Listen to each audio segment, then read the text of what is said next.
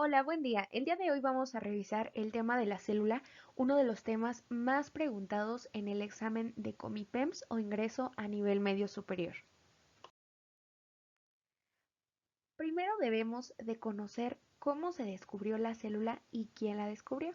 Para eso vamos a revisar las implicaciones del descubrimiento del mundo microscópico. En 1590, un sujeto llamado Zacharias Janssen fabricó el primer microscopio compuesto, el cual estaba formado por varios lentes en un tubo. Se dice que su padre era fabricante de monóculos. Probablemente eso le haya ayudado. En 1665, un científico inglés llamado Robert Hooke publica un libro llamado Micrografía, el cual contiene 50 observaciones microscópicas. Robert describió las células observando al microscopio una lámina de corcho, dándose cuenta que estaba formada por pequeñas cavidades poliédricas que recordaban a las celillas de un panal de abejas.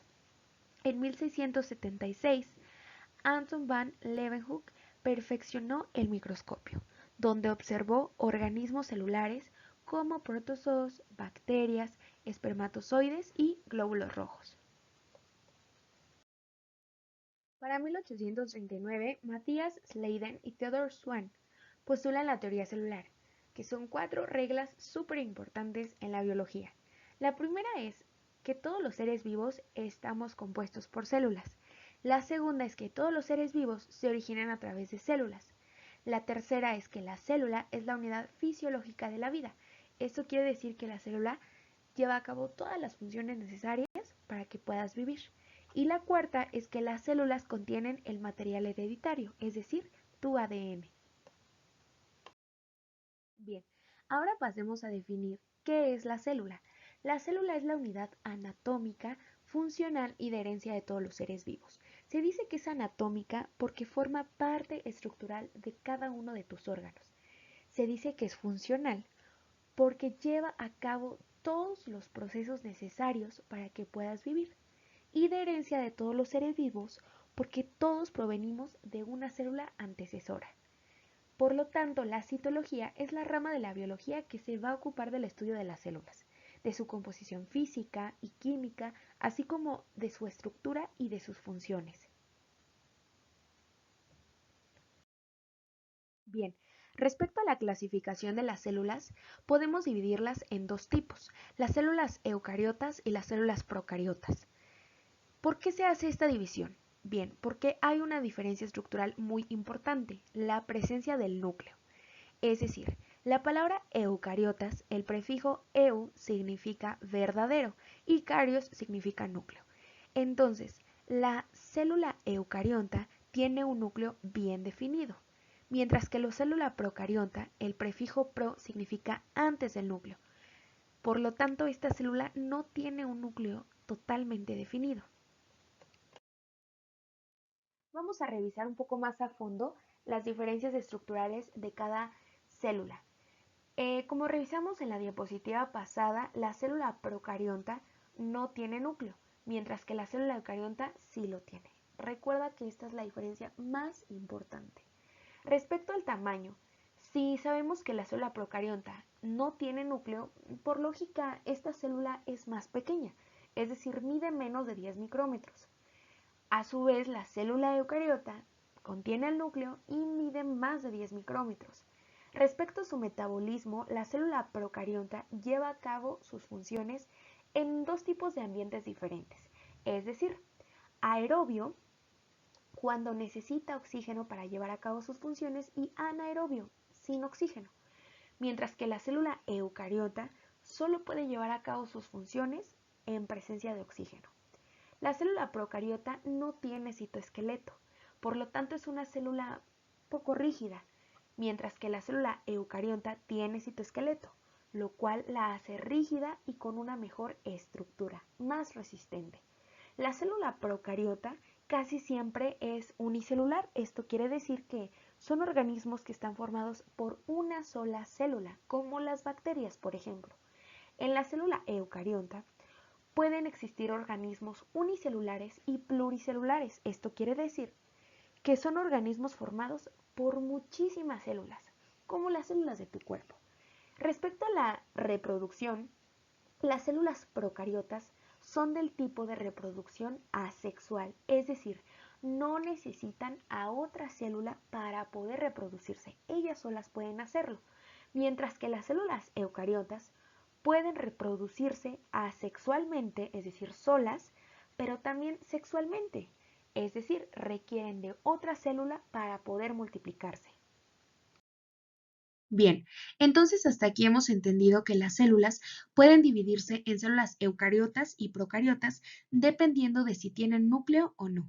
Las células eucariotas, que son las que sí tienen núcleo, a su vez se pueden dividir en células animales y células vegetales.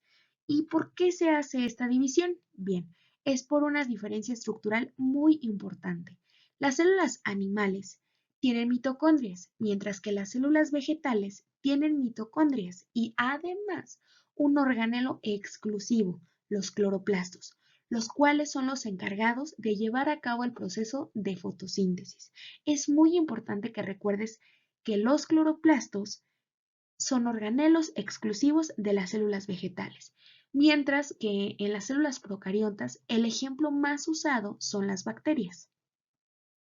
Aquí, en las imágenes, podemos ver en efecto en la célula vegetal la presencia de mitocondrias, pero además del organelo exclusivo, el cloroplasto, mientras que en la célula animal únicamente podemos observar la presencia de mitocondrias y por más que busquemos no vamos a encontrar cloroplastos. Es por eso que nosotros no llevamos a cabo el proceso de la fotosíntesis, el cual es únicamente exclusivo de las células vegetales. Ahora vamos a pasar a revisar los organelos. En esta tabla puse los organelos que tienen en común las células animales y vegetales, es decir, las células del tipo animal y vegetal, ambas tienen membrana celular, citoesqueleto, citoplasma, núcleo, retículo endoplásmico liso y rugoso, ribosomas, aparato de Golgi y mitocondrias. ¿Recuerdas esta diferencia, verdad? Mientras que en la célula animal, los centriolos, lisosomas, cilios y flagelos son exclusivos de este tipo de célula.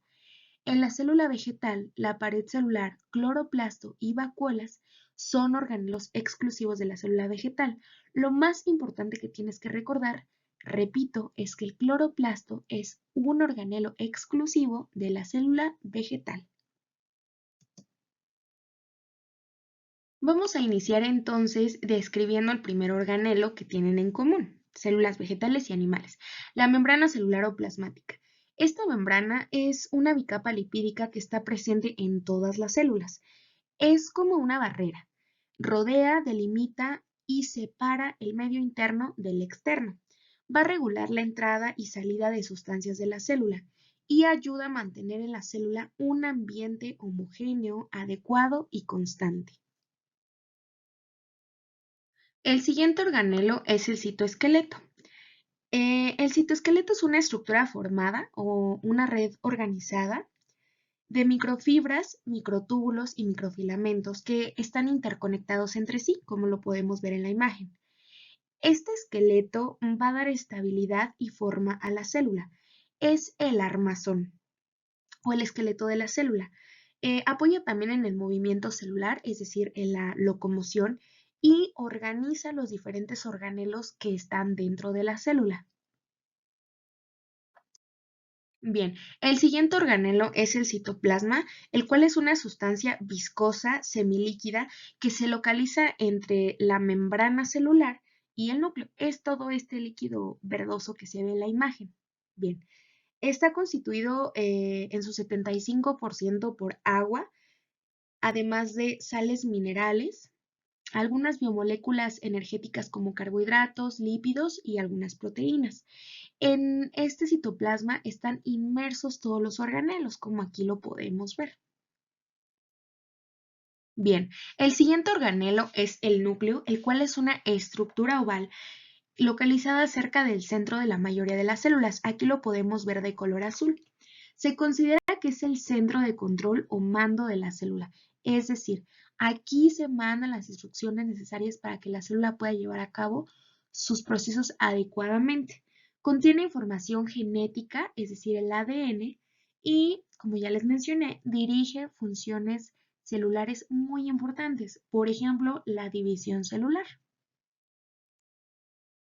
Ok, el siguiente organelo es el retículo endoplásmico, el cual es una red membranosa que se comunica desde la membrana plasmática hasta el núcleo. Aquí lo podemos ver. Existen de dos tipos, el liso y el rugoso. El rugoso es una red de túbulos y sacos aplanados interconectados y es granular debido a la presencia de ribosomas. Su función es la síntesis de proteínas, mientras que el retículo endoplásmico liso es más tubular y no tiene ribosomas. Interviene en la síntesis de lípidos. El aparato de Golgi es una red o pila de sáculos aplanados y ligeramente encorvados. Aquí lo podemos ver. Este aparato exporta proteínas y lípidos que fueron anteriormente creados en los retículos para su secreción o uso al interior de la célula. Es decir, el aparato de Golgi procesa, empaqueta, almacena y secreta productos celulares modificados a través de estas vesículas que vemos alrededor. La mitocondria entonces es un cuerpo ovoide que produce la energía metabólica celular y además la almacena en moléculas de ATP o adenosintrifosfato. Es decir, estas moléculas son la manera en que la célula sabe si hay o no hay energía disponible para utilizarse. Y toda esta energía la obtiene a través de su proceso más importante y que te pueden preguntar en el examen, la respiración celular. Entonces, en conclusión, el proceso metabólico más importante que lleva a cabo una mitocondria es la respiración celular para la obtención de energía.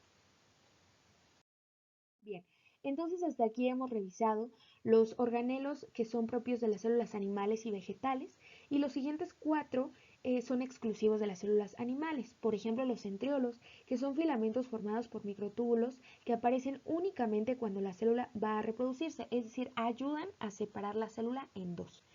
Tenemos también a los lisosomas que se encargan de la degradación de moléculas que la célula ya no necesita, es decir, destruyen organelos no funcionales o microorganismos dañinos. Aquí los podemos ver. También está implicado en la digestión intracelular. Otros organelos exclusivos de las células animales son los cilios, los cuales son proyecciones citoplasmáticas filiformes, aquí lo podemos ver, son como pequeños cabellitos, los cuales participan en la protección de microorganismos patógenos y lo hacen a través de movimientos rítmicos que facilitan la eliminación de cuerpos extraños. El siguiente son los flagelos, que los vemos aquí, que son proyecciones o apéndices largas y delgadas que se encuentran en algún punto o polo de la célula. Dan movilidad y su movimiento es como un tornillo. Rotan en sentido contrario de las manecillas de reloj, lo cual da impulso y gran velocidad a la célula. Estos flagelos son más largos que los cilios aparentemente y se encuentran en un número mucho menor. Los siguientes organelos son exclusivos de las células vegetales, los que tienen cloroplastos, ¿recuerdas? El primero de ellos es la pared celular, la cual es una capa rígida externa a la membrana plasmática formada por celulosa. Da protección, apoyo estructural y sostén a las células. En las bacterias está formado por peptidoglucano y en los hongos por quitina. Bien, el siguiente organelo entonces es el cloroplasto, el cual es un organelo exclusivo de las células vegetales. Esto por favor recuérdalo muy bien. Y la función del cloroplasto es llevar a cabo la fabricación de azúcares complejos, es decir, de glucosa, mediante el proceso de la fotosíntesis, donde se convierte la energía lumínica en energía química. Se dice que cada célula vegetal contiene alrededor de 20 a 100 cloroplastos por célula, entonces son bastante abundantes. El último organelo son las vacuolas, también exclusivo de las células vegetales, y van a ser sacos membranosos, como aquí lo vemos, y son diminutos. Estos van a participar en procesos como la digestión celular, excreción de agua y almacenamiento de algunas sustancias. Por tanto, concluimos que las células son las unidades básicas que constituyen a todos los seres vivos. Entonces, todos los seres vivos estamos formados por células. Las células pueden tener diferentes tamaños y formas, pero todas tienen tres características comunes. Todas están envueltas por una membrana plasmática, como ya lo revisamos. Contienen ADN y dentro de la célula está el citoplasma, donde están inmersos los organelos celulares. También distinguimos entre seres vivos unicelulares, como mencionamos, que son formados por una célula, y seres vivos pluricelulares, formados por más de una célula. Podemos clasificar las células en procariontas, que no poseen núcleo, como las bacterias, y células eucariotas, que sí poseen núcleo. Ejemplo, las células del cuerpo humano. Bien, pues esto es todo. Muchas gracias. Espero que no tengas ninguna duda. Y si es así, por favor, contáctame para que revisemos más a detalle el tema. Hasta pronto.